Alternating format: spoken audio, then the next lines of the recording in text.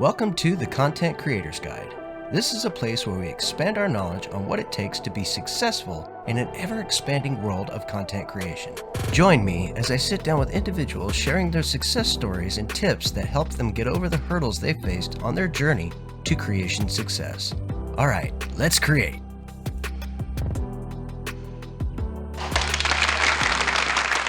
Ladies and gentlemen, welcome to the Content Creator's Guide. I will be your host, Patrick Conway, also known in other circles as Jaxus. Little disclaimer, my shows are pre-recorded, so sometimes somebody's going to say, hey, this will be out next week. Guess what? It was already there. Today we'll be talking to the co-host of the widely successful Dungeons & Dragons podcast. Oh, hold on, me. Sorry. I said co-host. Whenever you reached out to me, things were in limbo with Aaron. And this past week, he stepped down as host, so I am now the only host of the podcast. Oh, really? Okay. Yeah. Well, now the host of the widely successful Dungeons & Dragons podcast, which is well over 100,000 downloads, and the co-creator of, is it the Fandom University or just Fandom University? Just Fandom University. So Fandom University. Fandom U. Another great show with the author Sean Hamill of the Cosmology of Monsters. That's got to be so cool, just to have a friend that's an author of a legit book. I don't know. I don't have. I mean, we've been best friends since we've known each other, since we met in the 9th grade. And all right. He's always been writing. He's from writing like screenplays in high school, which were about like us, doing getting in like sort of like a enhanced versions of the actual shenanigans we were getting into, to short stories, to the one-act plays. And he went to school, got a degree in English, and then got accepted into the Iowa Writers Workshop, which is pretty much the Harvard of fiction writing, of writer guilds. and then graduated from there and got his book published. I mean, he's done it. He's doing it. He's doing the thing. He's one of those kids that made good, That's awesome. Like local kid makes good. Everybody, please welcome Sergio Hernandez. Hello, thank you for having me. All right. I'm one that just likes to really kind of just get right into the meat of things when it comes to doing an interview. I wanted to ask you, what was your inspiration for getting into content creation in the first place? Maybe it had something to do with, Mr. Hamill. Actually, it very much does. Not to sound egotistical or anything, but we had several people tell us, like, when the two of you get together, like the way you just riff and joke and banter, like I could listen to that for hours. And so one day and really we've sort of been doing podcasts before podcasts were even a thing. Me too. He would we would spend the night at each other's houses during high school, stay up all night playing video games, watching bad movies. And I also had this old tape recorder with an actual cassette tape.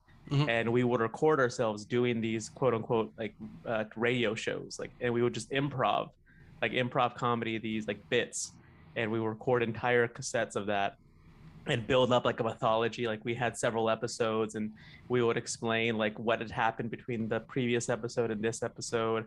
How nice. That's really cool. Yeah. And so it's kind of whenever I listened to Comedy Bang Bang for the first time, I thought that's what we were doing. I did that already. Not as well, not nearly as funny as Scott Aukerman, but I mean a high school version of that. That's funny because I did something quite similar. I used to own a radio station called climaxradio.com.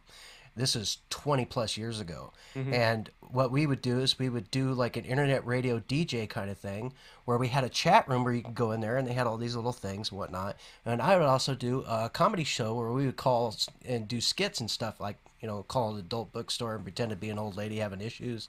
I don't want to get too far into it, but yeah, well, we used to have a lot of fun back in those days. But yeah, very similar. It's strange we got such a similar background in that regard. That is so cool. And then we kind of did something more serious back in the early 2010s. We started a podcast called it was initially called Star Trek Into Dorkness, and the premise was I always considered myself a pretty big nerd or dork, but I felt that like I hadn't ever seen any Star Trek aside from like the 2009 remake with Chris Pines and Zachary Quinto and all that. Mm-hmm. And I loved it. Thought it was great, but I felt like I was missing that like sort of slice of my nerd pie by not having like watched any Star Trek. And so I approached Sean and I was like, "Hey, Star Trek Into Darkness is coming out like the next 6 months. Let's watch the entire original series, podcast it, like leading up to, and the movies leading up to Into Darkness." And he's like, "That's great. That sounds like an awesome idea." So we did that, and watched Into Darkness. And once that was over, we started to do the Next Generation. But DS9 and then move on from well, there. that was the plan, but we had to end the show. But Oh, then we what a changed bummer. it.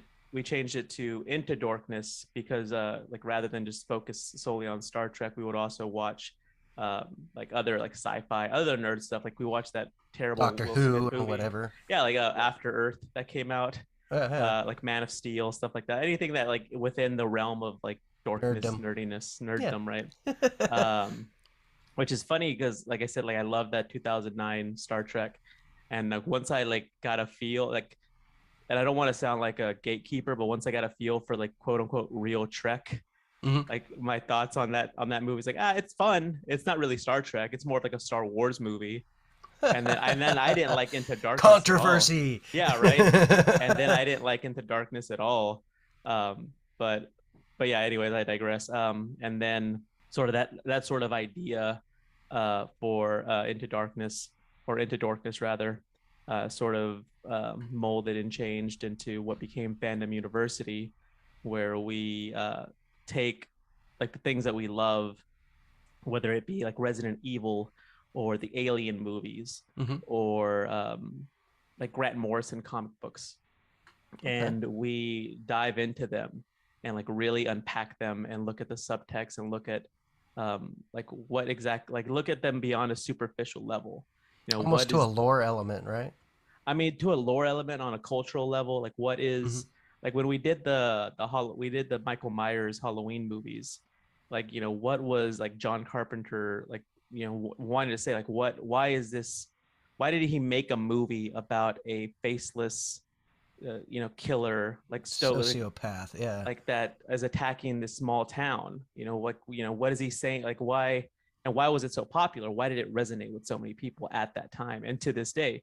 We kind of talk about, because he's got his master's in fine arts and I've got my master's in humanities, and so we can really unpack sort of like The sociological the elements of it. sociological elements. Yeah, Yeah. exactly.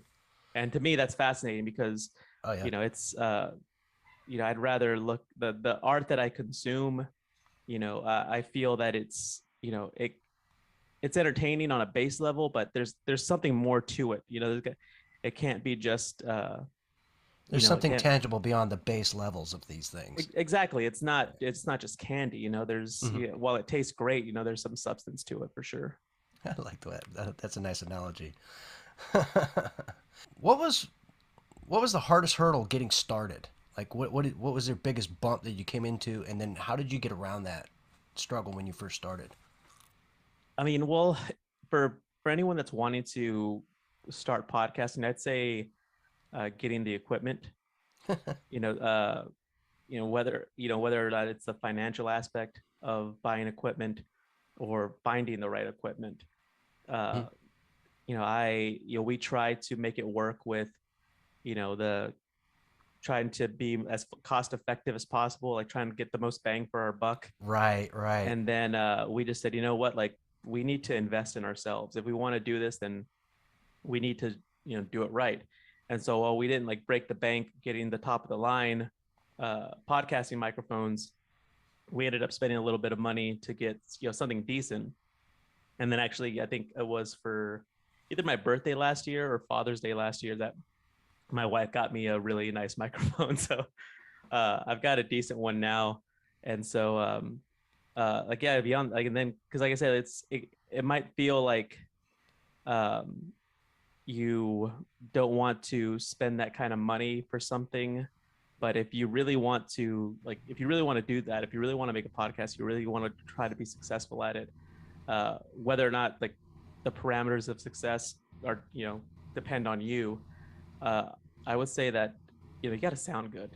There's nothing worse than a yeah, I mean, or just like that's muffled. Like yeah, I just I'd like to be able to not be distracted by the audio quality when the meat of the content is what I'm there for. Or spend 8 hours trying to edit it all out.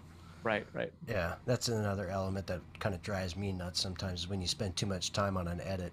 So this next question actually kind of ties into what we were talking about just now. Is what have you found works best for you in your show in regards to like mic and sound quality? What are some of the best equipment that you found? Well, I use a Shure microphone, The which is M7, MV7. I don't know, I can't remember what it is. It's not like the really nice one. It costs like about $200. So Uh, probably the MV7, and that's the one with the USB and the other connection. right, the actual like the standard mic connection. Yeah, yeah, Yeah, that's exactly the one that I have. yeah. And like I said, I think that works well enough for me. But for those of the folks that are starting out that aren't trying to spend too much, I'd probably say like a Blue Yeti. I've heard like a lot of yeah, like it's a I lot got a of snowball. I got the snowball right now. is really popular and really effective. um I like to use Zoom to record my interviews. um just makes it, I mean, they make it pretty much dummy proof. I'm Yeah. not dummy proof because I've actually screwed it up many times, so maybe I'm more of Well, a until I more of figured a out how dummy to than that. separate the audio, Well, that yeah, was a yeah. yeah, Zoom, yeah, that's crazy. For those who don't know, you can actually, in a call while you're recording it, you can actually separate each person's tracks. So you can edit them separately. And once I figured that out, man, that was a game changer. Yeah, totally. Yeah, for me as well. Yeah. It was definitely something that took me from, you know, a lot of like certain elements. Like when you're having a single track and you've got both people on that same track, well, if that other guy's, taking a drink of his soda and bumps the mic or whatever else, you can't really get that Sean. out. You can't really get that out right in the middle of the show. You know what I mean? Because the person's talking at the same time. Right, But when you exactly. have the separated track, you can always just nullify that one sound on the Yep, other person's track, and it was never there. exactly. Perfect. I love that. I got lost. What do you recommend for editing your show? What do you like to use? I wanted to keep it as cheap and free as possible, so I use Audacity. I do too. Yeah, a lot of people have been talking good things about Audition. Have you ever messed around with that? I haven't even heard of that, but and I'm very much one of those folks. If it ain't broke, don't fix it. Right? And so, I mean, like I'm happy, and I don't even know half the things are that you can do in the program. That's so something I've been meaning to do is something I would Self-taught? recommend. I'm sorry. Self-taught? Yeah, exactly. Same here. Yeah, As I'm go self-taught. in and really like watch some YouTube tutorials and figure out like what kind of cool stuff the program can do. All right. Well, I'm actually kind of in my mid-break. We kind of flowed through pretty quick here. We're going to have to make things last longer on the end. Sure. Right now, I want to go ahead and thank everybody for listening to the show and to all my Patreon listeners for your support. If you have not yet and would like to please follow, like, subscribe, and be sure to write a review for my show because I need that stuff so the algorithm can pick me up and say, hey, he exists, he's here.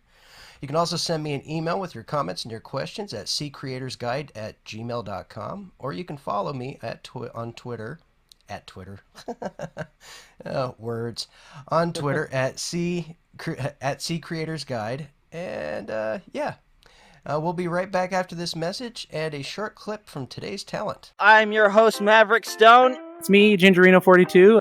I'm Romer. Hey, this is Sassy Lady. And I'm Jaxus. And we are the Fallout Roundtable. Join us as we explore various topics from the Fallout universe brought from multiple perspectives. We can be found on your favorite podcatchers from Spotify to iTunes, or follow us on Twitter at FalloutRTB or our email falloutrtb@gmail.com. Be sure to rate, follow, and subscribe. Thank you. Welcome back, everyone. So would you like to set us up with today's showcase clip? Yeah, sure. This is just a clip from the Dungeons and Dragons lorecast. Let's dive into where exactly this demon prince comes from. We know he rules over a layer of the abyss, the 88th layer, in fact, known as the Gaping Maw. But where do the origins of this demon prince lie? The Demonomicon from 4th edition offers a mythical and, dare I say, poetic view of the creation of not only Demogorgon, but other demon princes as well. It says, drawn by whispers promising power and dominion over the unfolding realm of creation, the first primordials entered the abyss. The shattered realm they observed within the vortex was thoroughly corrupted, but these creatures were unconcerned with morality as they pressed on, beckoned by the whispering of the abyss's evil heart. As they explored farther into the desolation, they came upon a great blood-red ocean, and they knew they had reached that heart at last. So I've been out of it for so long as far as Dungeons and Dragons is concerned. And like, because I played a lot when I was young, you know, as a kid growing up, we used to have big on parties and just all of us would be up almost all night long playing D&D. Sounds like heaven, actually. Yeah. Well, at the time it was, you know, it was just good times. And I fell so far out. It's like, I don't even know where it began now. And I feel like a little kid, like, ooh, I want to go play again. I want to go look at it. And I've been thinking to myself that these things, why hasn't anybody done a live stream version of playing the game? I mean, as far as like live streams go, Crit, they do the Fumbling Four and the Almighty Crit, which is a live play podcast. It's a homebrew. So a lot like this season is actually they're doing the Wild Beyond the Witchlight adventure that D&D released last year, but and using like character races from that book and all that. But as far as they're not doing the adventure that's in the book, they're doing their own stuff. But I mean, you've got Critical Role that is a wildly successful. That's the most popular live play that that's probably out right now. So there is some out there. Okay. Oh no, yeah. I mean, there's definitely if you want to see people play D&D on the internet. No, I want to be one of those people playing on the internet. I mean, like I was gonna say, like there's it's a buffet out there. You can definitely find something that you like, and I'm talking from like homebrew stuff, like the aforementioned Critical Role. Like they use Matt Mercer's homebrew campaign setting of Exandria. There is even like the older Dave stuff. Chaffins does a Roll to Cast, I think it's called. Does that have anything to do with that? I haven't actually caught his show yet. But they do several different tabletop RPGs. They've done like Vampire the Masquerade, I believe. They've done, I want to say they've done D&D as well, but you've got, like, I'm a member of several Discords that do advanced Dungeons and Dragons live plays, which is what probably would have been what you played back in the Gap. And there's like a Dark Sun campaign that I follow. I actually was out last night playing the Alien RPG at my local gaming store, and that was a ton of fun. They still do that, like I used to play in the back of a comic shop. Yep, they still do that. Oh my goodness! Oh, that's awesome. Yeah, we used to do that from like every Wednesday after school. We would go back behind the comic shop, and there'd be like 8 of us back there. We'd play for a couple hours, and then I'd go home. You know. Yep, they still do that. I mean, now that you're older, I'm older. Like their priorities in life, so like that sort of time gets away from you. But D&D is almost an obsession for me. It's every crack of free time that I have is usually filled up with something relating to D&D, whether it's playing the game, getting ready to play the game, researching the game, the game. Like I do a lot of research about the That's game. something about me. Yeah. So when Tom asked me if I wanted to take over as the host of the Dungeons and Dragons lorecast, no brainer. I mean, for me personally, obviously talk to the wife, talk to the missus, and that's another thing that I'll get into about doing podcasts is the time that it takes to do one well. Even it's a dedication, is for sure. Yeah, even your most popular podcast, like while it seems like they just get up there and start talking and make $1 million, there's a lot more that goes into it. Once we discussed it, and it was something that we both felt that, wouldn't be a detriment to my other responsibilities and obligations, yeah, it was a no-brainer. I jumped at the chance, and I mean, it was an opportunity to do what I was doing anyway, which was, reading about DandD and get an excuse to buy more books. In fact, we were at Half Price Books the other day, and they had a copy of, and it was in immaculate condition, a copy of the 3.5 edition of the Book of Vile Darkness. Oh, well.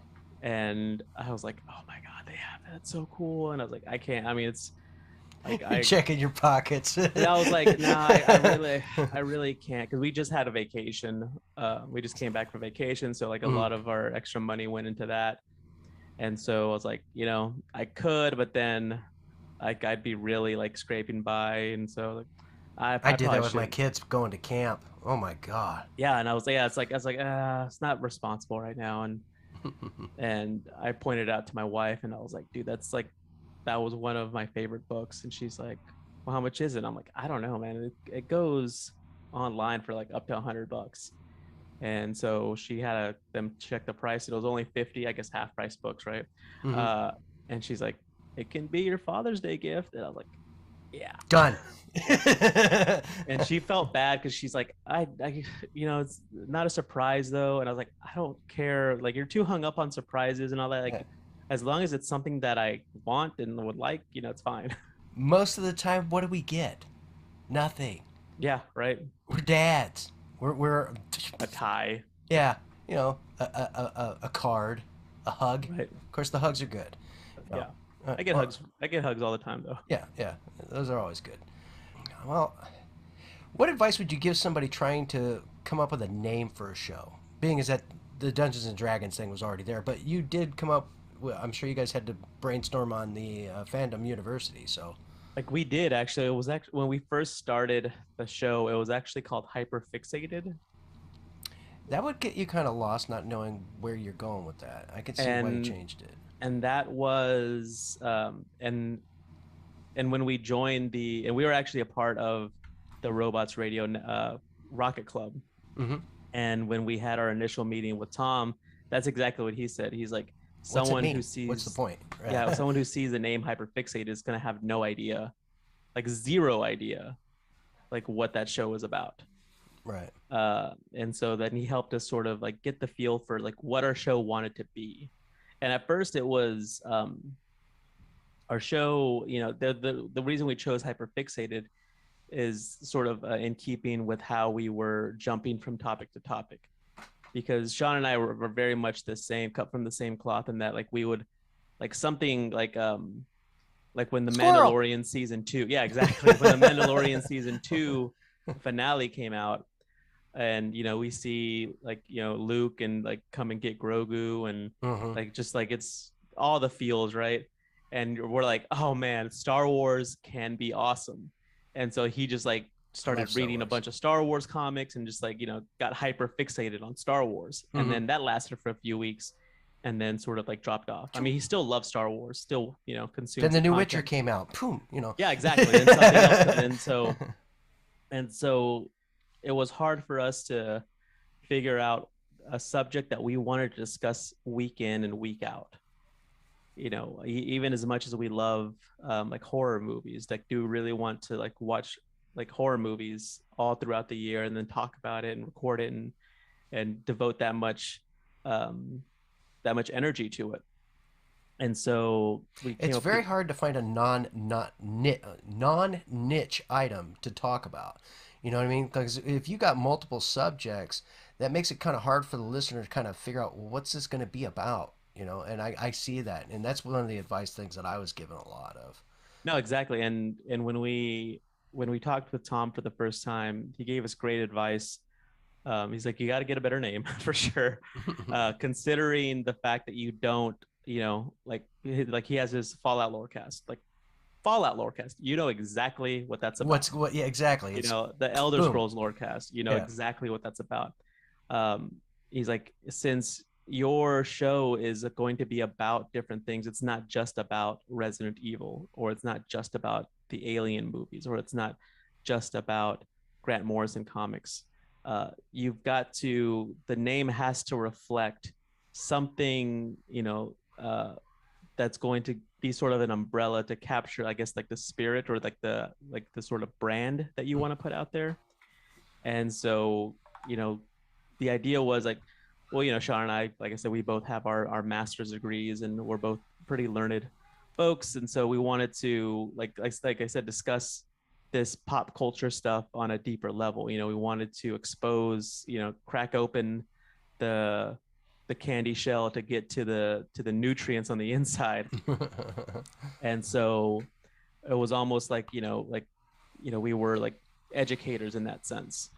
And What a so way to go too. I think that's and that's what Tom does a lot. By the way, folks, Tom Robots is the owner of the Robots Radio Network, which you can find him at robotsradio.net. If you're somebody that's looking to start a podcast or get into content creation of some sort, he's a very big mentor to a lot of us. He's brought a lot of people through. He's made successes out of a lot of different shows. Mm-hmm. So if you get a chance, go to robotsradio.net and take a look at it. If you're somebody who's interested in kind of learning the processes and whatnot, it's very reasonably priced, and he is a genius.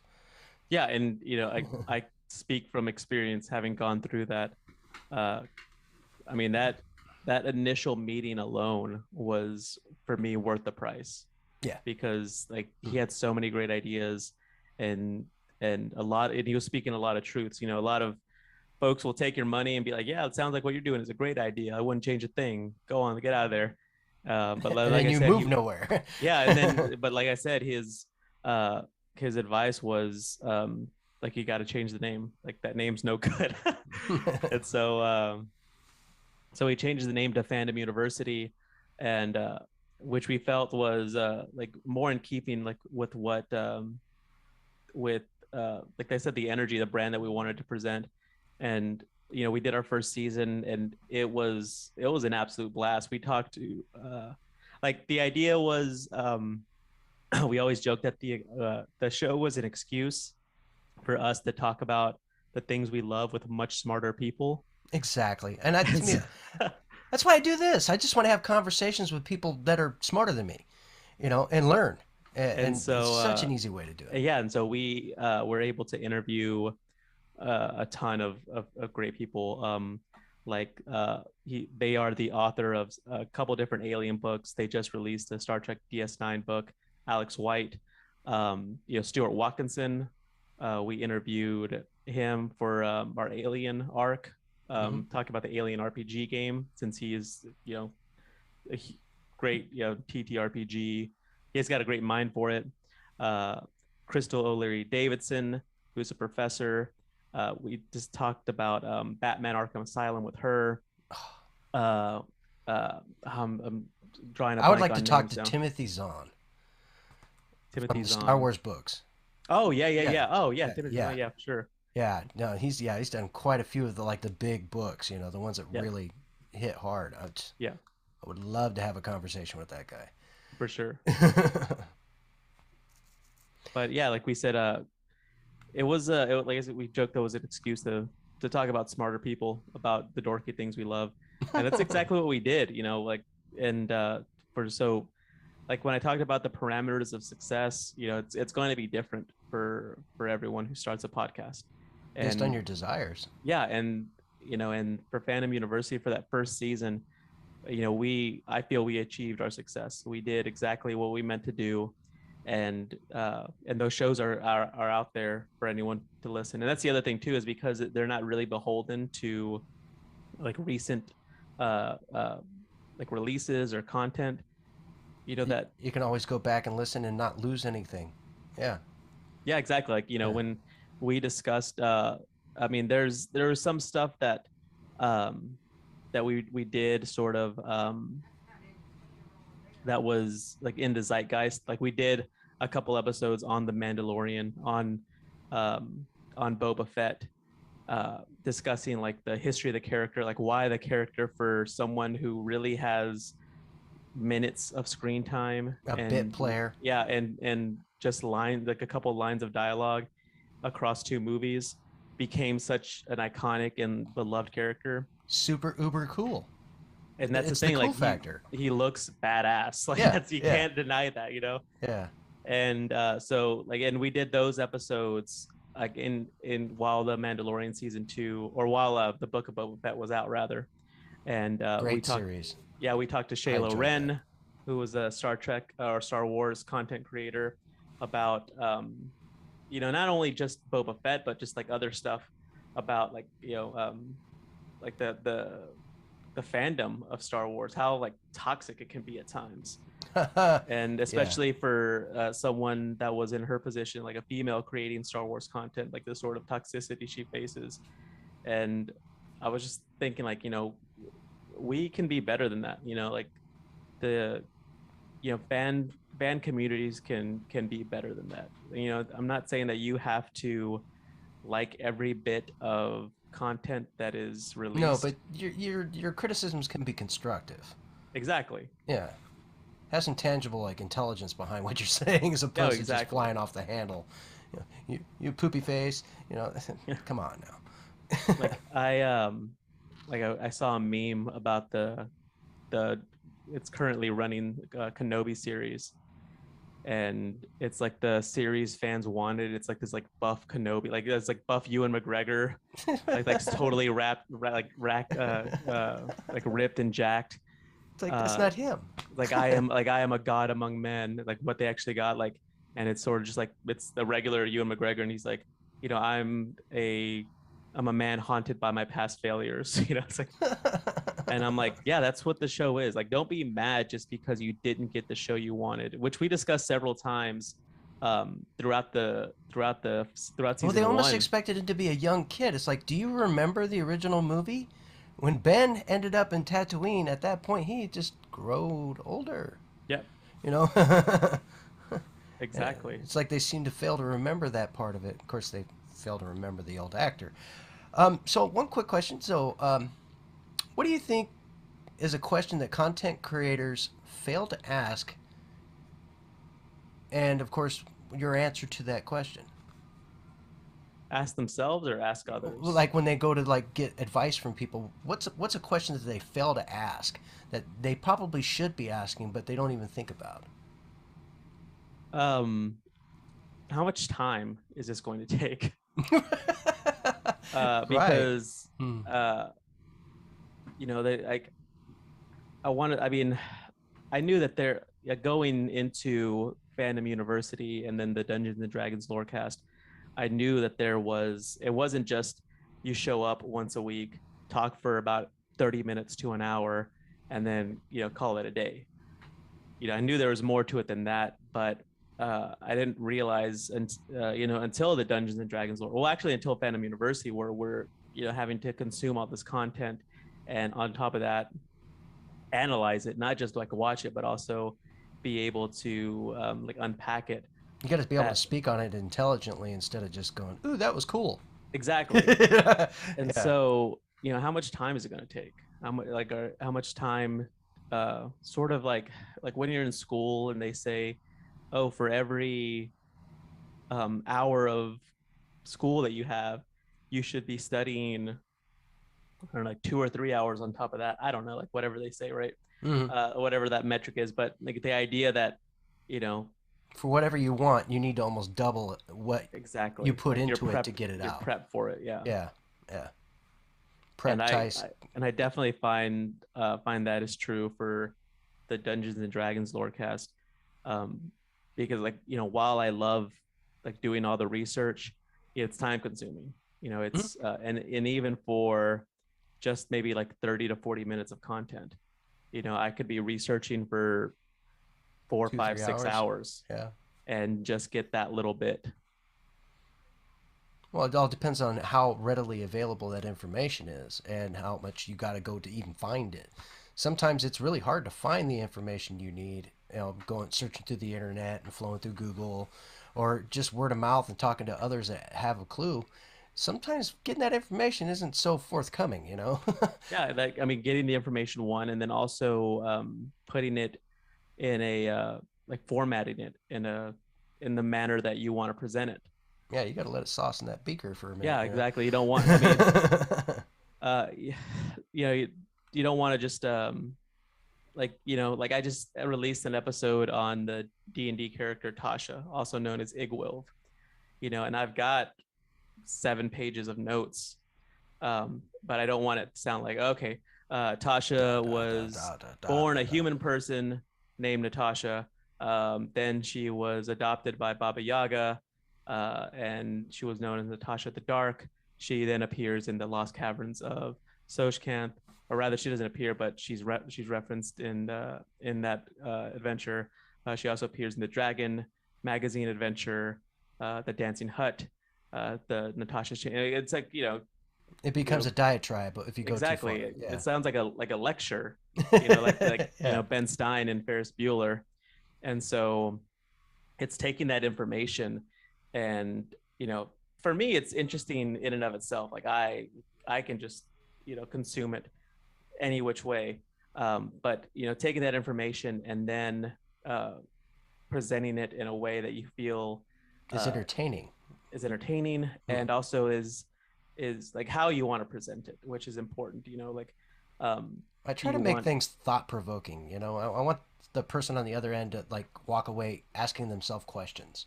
Right, exactly. Yeah. So what do you got coming up next, and where can somebody reach you? Well, every week I've got the Dungeons and Dragons lorecast.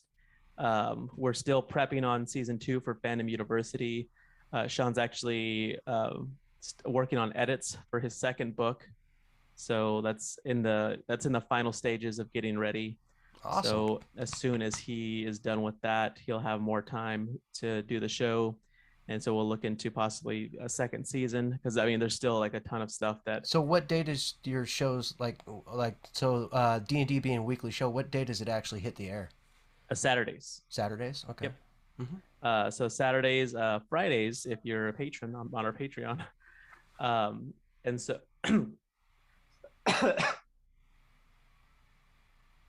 And so, yeah, if you can, the D&D Lorecast is available anywhere you get podcasts: Apple, Spotify, Google, Amazon, wherever, Stitcher.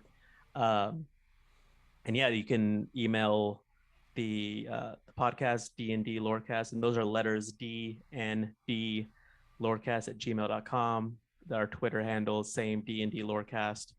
And we're on the Robots Radio Network Discord. We've got our own text channel, so if you're interested in the game itself, definitely hit up any one of those.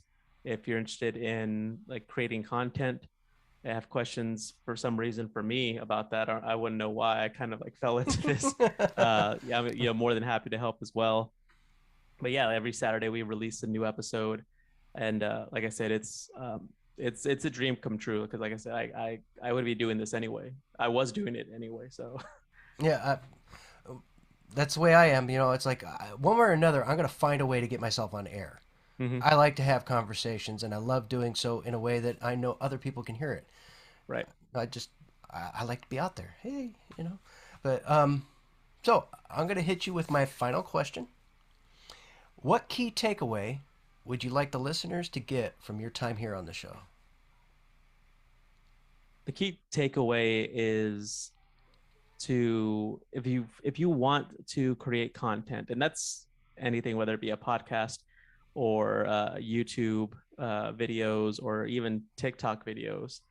If you want to create content, be prepared, to put in the work. To put in the work, yeah. You gotta, it's not by any stretch easy. Fun doesn't always equate to easy. I have a great time, researching Tasha or Warduke or Demogorgon or Xanathar. Like, I have a blast doing that because I love it. But it's not easy, and it takes several hours to get not even an hour's worth of content. And so you have to ask yourself, like, are you willing to put in the work? Are you willing to put in the time? Because I don't want people to think that this is just, me showing up, or anyone showing up for, like I said, 30 minutes to an hour recording and then going off on their day. Like, this is going to become something that consumes your time, and you have to be ready to, because There was another project that I was considering starting, and I'm still considering it. But I don't know. I don't want to put it out there just in case I do it, and then or want to do it and someone steals my idea. But in looking into this this subject, I looked at Spotify. Like, okay, are there any other kind of podcasts that sort of do what I'm thinking of doing? And I saw it's like a graveyard of forgotten podcasts, podcasts that had 4, 5, 6 episods and then just faded off, and then nothing from 2 years ago. I found a lot of that when doing my research. Is podcasts that would release an episode 1 week, and then a second week, and then nothing for like a month, and then nothing for 2 weeks, and then a week, and just a very sporadic release schedule. And so if you're going to want to be successful, you're going to need to put in the time and the effort to be consistent, have a distinct vision of what you want to do. And if you're doing something that is being done elsewhere, you have to figure out like what makes yours different. Not necessarily better, but what can you do that'll appeal to the fan base that you're trying to appeal to? There's and I don't, as far as like there's folks on YouTube that do DandD lore videos, like Jordan with a PH, who's great. Like I watch a ton of his videos, when researching my stuff. And so but his style is a little different than mine. Obviously he's on YouTube, I'm on podcast, but we're essentially doing the same thing. Like what about, what am I doing differently to appeal to the DandD lore consumer, essentially? Yeah, and those lines can blur at any time. No, yeah. And what I'm saying, we could do the talking head thing and throw this on YouTube tomorrow. At the same time, you might want to add something to it to change it up some, like he does. Exactly. I'm sure he's got video and background and different art things that he pops up. That stuff can make a big difference. A lot of his videos are all like he doesn't even appear in them. It's all like images and just with voiceover work. Yeah, like a cinematographic kind of thing. Yeah. Right. Cinematographic. Oh, I don't know. Oh, Google it. All right, folks, that's going to do it for us today. I hope you enjoyed your time here today, Sergio. I definitely enjoyed having a conversation with you. All right, folks, we're going to be done here. I hope you enjoyed the show. Be sure to check out my guest work and keep creating. Bye-bye. This podcast is part of the Robots Radio Rocket Club, a program designed to help all podcasts reach their full potential. For information about joining the Robots Radio Rocket Club, check out robotsradio.net.